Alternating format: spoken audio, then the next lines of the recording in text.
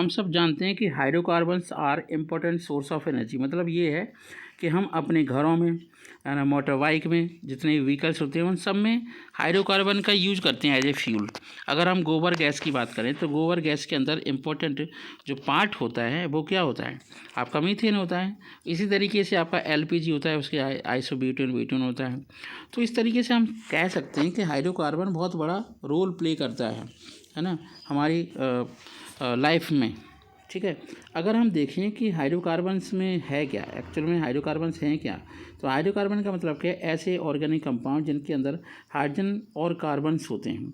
ठीक है, मतलब कार्बन और हाइड्रोजन से ही बनने वाला, है ना, कंपाउंड ही हाइड्रोकार्बन होता है। जैसे आपका CH4 हो गया, मीथेन है, तो मीथेन एक हाइड्रोकार्बन का एग्जाम्पल है।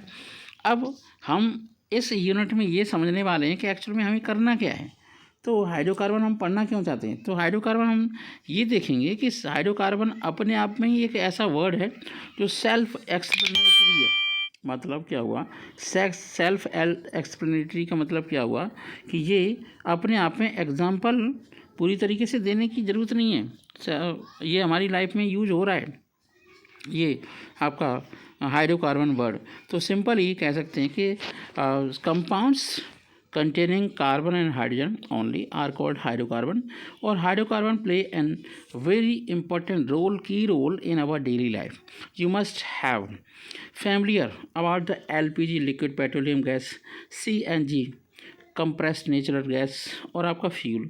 जैसे आपका LPG एक एब्रीवेटेड है लिक्विड पेट्रोलियम गैस का, है ना, वेयर एच जो आपका CNG होता है वो आपका कंप्रेस्ड नेचुरल गैस का इसका एब्रीवेशन होता है, इसका फुल फॉर्म होती है कंप्रेस्ड नेचुरल गैस। अगर हम LNG की बात करें तो ये भी लिक्विफाइड नेचुरल गैस होता है, ये भी बहुत सारा यूज़ हो रहा है आजकल के टाइम में, और दिस ऑल्सो फ्यूल। और ये जो आपका लिक्विफिकेशन करने के बाद नेचुरल गैस का जब हम लिक्विफिकेशन करते हैं, लिक्विड में कन्वर्ट करते हैं, प्रेशर लगाने के बाद तब ये आपका लिक्विड गैस LPG में कन्वर्ट होता है। अगर हम पेट्रोल की बात करें, डीजल की बात करें, कैरोसिन ऑयल की बात करें, तो ये सारे के सारे जो आपका क्रूड ऑयल होता है उसके फ्रैक्शनल डिस्टिलेशन से पेट्रोलियम रिफाइनरी की जहाँ पर पॉइंट होते हैं, जहाँ पर जगह होती है, जैसे मथुरा में, मुंबई में, है ना, वहाँ पर ये आपके प्यूरीफाई किए जाते हैं और सेपरेट किए जाते हैं। अगर हम कोल गैस की बात करें तो कोल गैस को डिस्ट्रक्टिव डिस्टिलेशन के द्वारा ही आपका प्रोड्यूस किया जाता है, उसे डिस्ट्रक्टिव डिस्टिलेशन से बनाते हैं। अगर हम नेचुरल गैस की बात करें तो जहाँ पर कोल होगा, पेट्रोलियम होगी, उसके ऊपर के स्ट्राटा के अंदर जब हम ऊपर से पाइपलाइन डालेंगे क्रस्ट से नीचे की ओर, तो ऊपर से जहाँ पर गैस होगी, हम जानते हैं कि गैस जो होती है वो हल्की होती है, मतलब हल्की होती है, तो वो ऊपर के सरफेस पे पाई जाती है चट्टान के अंदर। और कभी भी क्रूड ऑयल ऐसे पार्ट में नहीं पाया जाता जहाँ पर सीपिंग डाउन हो रहा हो, मतलब ऐसी रॉक हो जो बहुत ग्रेनाइट जैसी हो, उसी के सरफेस पर ही पाया जाता है LPG गैस। अब आपका क्रूड ऑयल, अब बात करते हैं LPG गैस, तो लिक्विड पेट्रोलियम गैस है, हम जानते हैं हमारे किचन में यही सब यूज होता है, बिना इसके तो हमारी लाइफ ही नहीं चल सकती। तो केरोसिन ऑयल भी हमारे यहाँ बहुत ज़्यादा डोमेस्टिक यूज में लाया जाता है। जैसे केरोसिन ऑयल की आपके स्टोव्स होते हैं, बर्नर्स होते हैं, ऑटोमोबाइल्स होता है जिसमें पेट्रोलियम, डीजल, CNG, है ना, यूज होती है। आजकल CNG की बहुत ज़्यादा आपके व्हीकल्स चलने लगे हैं और CNG की पंप बन गई। आज से 20 साल पहले इतनी भी पंप नहीं थी कंप्रेस्ड नेचुरल गैस की। जितने भी ऑटोमोबाइल्स होते हैं वो सारे के सारे इसलिए CNG से यूज की जाती है, CNG यूज की जाती है जिससे एटमॉस्फेयर में कम से कम लेस पॉल्यूशन स्प्रेड हो। तो all these fuels contain mixture of hydrocarbons which are sources of energy. तो हम सिंपली कह सकते हैं जितने भी हाइड्रोकार्बन हैं वो सोर्स ऑफ एनर्जी। तो एक पॉइंट तो ये क्लियर हो गया, ठीक है। अगर हम इसकी और यूटिलाइजेशन देखें तो hydrocarbons are used for manufacture of polymers. इससे पॉलीमर्स बनाए जाते हैं। जैसे आपकी एथीन है तो एथीन से पॉलीथीन बनाई जाती है, और जो आपका पॉलीप्रोपीन है उससे नहीं प्रोपीन है तो उससे पॉलीप्रोपीन बनती है, और जो आपका स्टाइरीन होता है उससे पॉलिस्टर बनता है। वो भी एक प्रकार का अनसैचुरेटेड हाइड्रोकार्बन ही है, उसमें कुछ भी नहीं है। हायर हाइड्रोकार्बन की अगर हम बात करें, ठीक है, तो वो सॉल्वेंट्स की तरह काम करते हैं। इसके अंदर पेंट घोला जाता है। जैसे किसी घर पे पेंटिंग हो रही हो तो आपको स्मेल आएगी, समझो वो आपका हायर हाइड्रोकार्बन है। हायर हाइड्रोकार्बन से लिक्विड भी हो सकते हैं और ज़्यादा हाइड्रोकार्बन होंगे, जो कार्बन 17 से ज़्यादा होंगे तो वो आपके सॉलिड फॉर्म में पाए जाते हैं। और जितने भी दवाइयाँ बनाई जाती हैं, डाइज बनाई जाती हैं, ड्रग्स बनाई जाती हैं, उनके लिए भी हाइड्रोकार्बन्स की रोल प्ले करते हैं एज ए स्टार्टिंग मटेरियल। मतलब अगर आपको दूध से दही बनाना है तो आपको दूध के अंदर थोड़ा सा दही डालना पड़ेगा, तभी वो कन्वर्ट होगा किसके अंदर, कर्ड के अंदर, दही के अंदर, तभी आपको खट्टा दही मिलेगा जिसमें लैक्टिक एसिड होता है। यही हमारी हाइड्रोकार्बन की एक सीख है।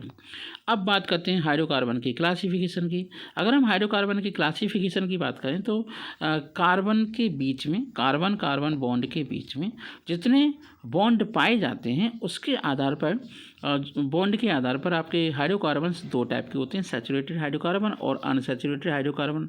अगर हम सैचुरेटेड हाइड्रोकार्बन की बात करें तो उनमें carbon carbon single covalent bond ही पाया जाता है। अगर हम अनसैचुरेटेड हाइड्रोकार्बन की बात करें तो आपके एल्कीन्स हो सकते हैं या एल्काइंस हो सकते हैं आपके, और एरोमेटिक हाइड्रोकार्बन्स हम जानते हैं जिसमें बेंजीन रिंग इम्पोर्टेंटली पाई जाती है। एक होते हैं साइक्लिक हाइड्रोकार्बन्स जो एल्केन टाइप के हो सकते हैं, एल्कीन टाइप के हो सकते हैं, एल्काइन टाइप के, जैसे फॉर एग्जांपल साइक्लोप्रोपाइन, साइक्लोप्रोपीन, साइक्लोप्रोपेन।